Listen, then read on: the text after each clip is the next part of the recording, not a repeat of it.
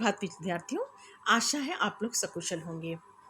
विद्यार्थियों, अपनी पिछली क्लास में हम लोग ने संधि प्रकरण के विषय में अध्ययन किया था, जिसके अंतर्गत हम लोग ने संधि के संप्रत्यय को तो समझा ही था, साथ में हम लोगों ने संधि के मुख्य वर्गीकरण के विषय में भी चर्चा की थी, जिसके अंतर्गत हम लोगों ने जाना था कि संधि मुख्यतः 3 प्रकार की होती हैं। इनका वर्गीकरण मुख्यतः 3 प्रकार का है, जो कि स्वर संधि, व्यंजन संधि और विसर्ग संधि के रूप में है। ठीक, इसके अलावा बच्चों हम लोगों ने इसके प्रथम वर्गीकरण यानी स्वर संधि के विषय में विस्तृत रूप से अध्ययन कर लिया था और हम लोगों ने ये जाना था कि स्वर संधि मुख्यतः 6 प्रकार की होती हैं। इन सभी संधियों को हम लोगों ने उदाहरण के सहित अच्छी तरह से समझ लिया था। तो बच्चों, आज उसी क्रम में आगे बढ़ते हुए हम अपने संधि के द्वितीय वर्गीकरण को लेते हैं, यानी कि व्यंजन संधि। तो आज हम लोग व्यंजन संधि के विषय में अध्ययन करेंगे। तो बच्चों, जैसा कि हम सब लोग जानते हैं और हम लोग ने क्लास में अध्ययन भी किया है कि व्यंजन संधि को सर्वप्रथम बात जो इसमें है बच्चों, वो ये कि व्यंजन संधि को हम लोग हल संधि के नाम से भी जानते हैं। ठीक है, और जैसा कि मैंने आपको संधि के प्रकरण के प्रारंभ में बता दिया था कि परस्पर व्यंजनों के मेल को हम व्यंजन संधि कहते हैं, यानी कि जब स्वर या व्यंजन के साथ 2 वर्णों के परस्पर मेल से जो परिवर्तन होता है उसे व्यंजन संधि कहते हैं, या फिर उसे हम व्यंजन संधि के नाम से जानते हैं। तो बच्चों, ये जो व्यंजन संधि है, मैंने आपको प्रारंभ में बताया था, ये इनका कोई वर्गीकरण नहीं है स्वर संधि की तरह, और ये स्वर संधि की तुलना में थोड़ी संक्षिप्त संधि भी है। ठीक है, विसर्ग और व्यंजन दोनों ही।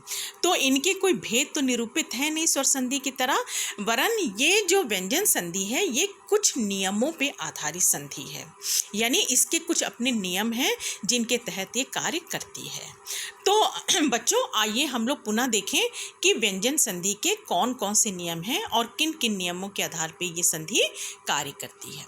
तो इसका जो सबसे पहला नियम है, नियम नंबर 1, वो ये कहता है कि सकार कभी भी सकार या तर वर्ग के साथ या पश्चात सा या शा आए तो सा का शा सा और ता वर्ग का चा वर्ग हो जाता है, यानी ता वर्ग चा वर्ग में तब्दील यानी परिवर्तित हो जाता है।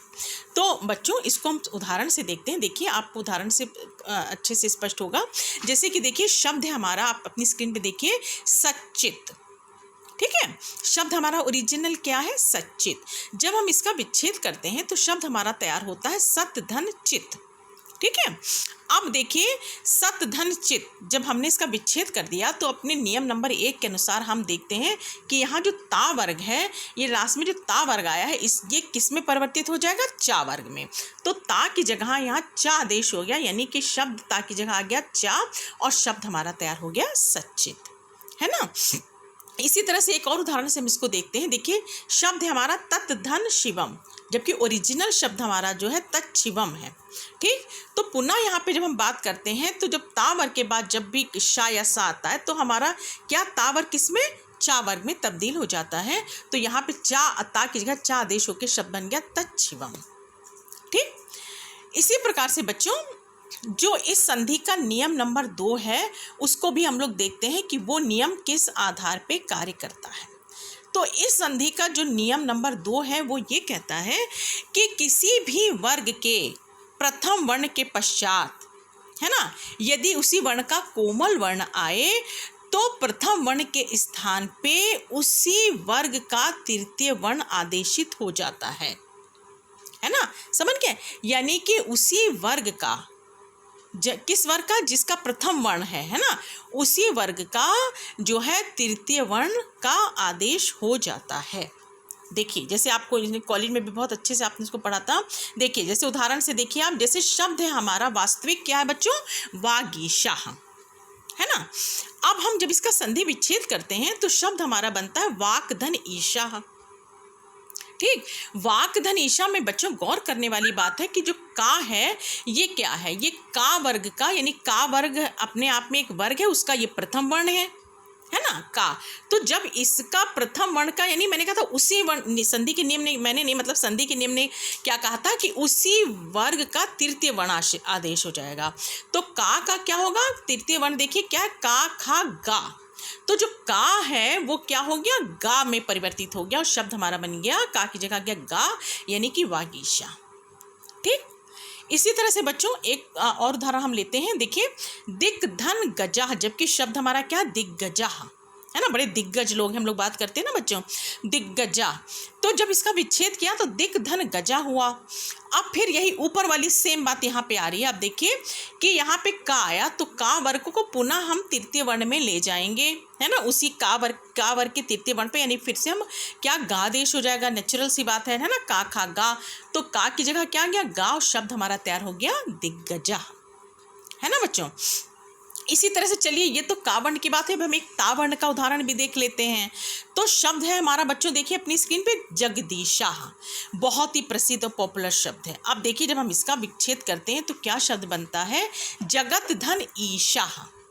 ठीक, अब देखिए यहाँ पे अभी तक तो का वर्ग से हमने दो उदाहरण देखे, यहाँ ता वर्ग आ गया, ता आ गया ना, ता भी एक जो है वो है वर्ग है। तो ता वर्ग का, ता जो है अपने वर्ग का प्रथम वर्ण है।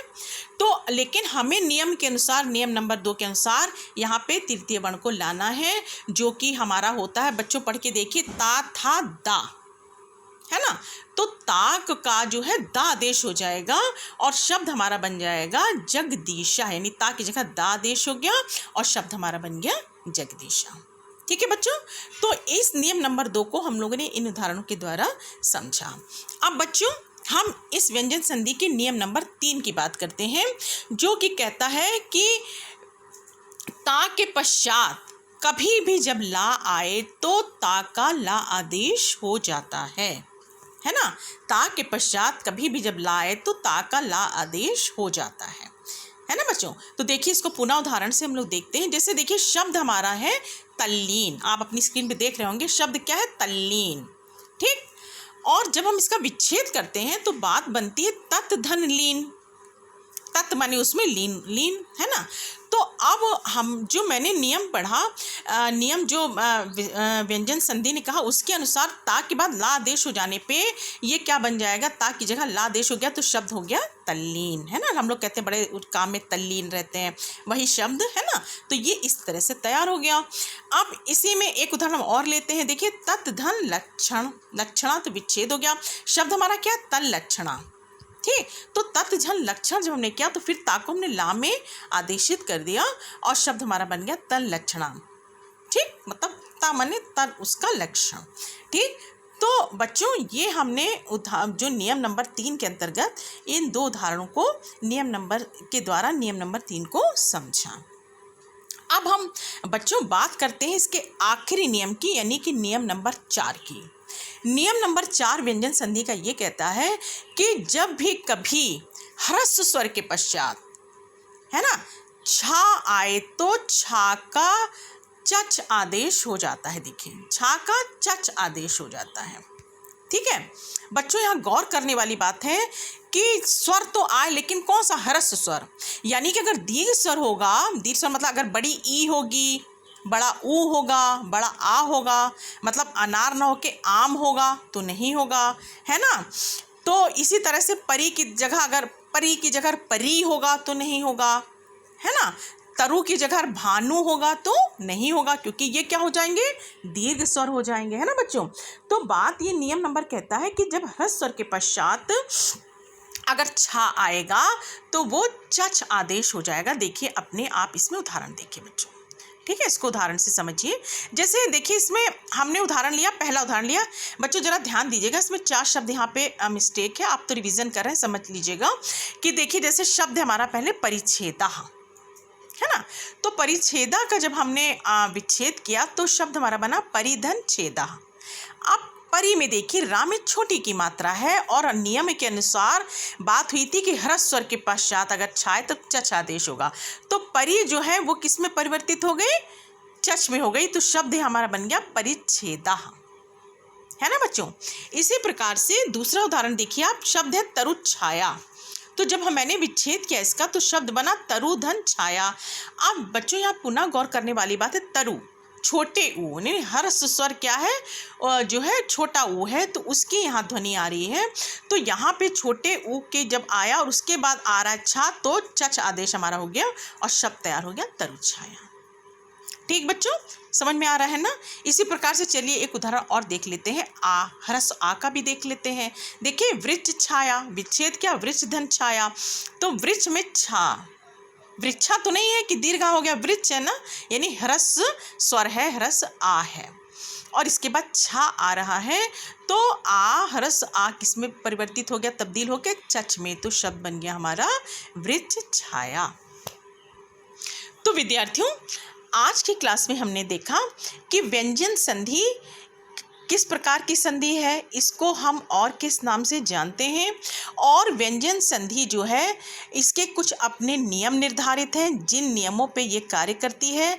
तो आज की क्लास में हमने भी देखा, हम लोगों ने भी देखा कि किन किन नियमों पे आधारित है, किन नियमों के तहत ये कार्य करती है। इसको हम लोगों ने नियमानुसार देखा, और सभी नियमों को हम लोगों ने उदाहरणों के द्वारा समझा।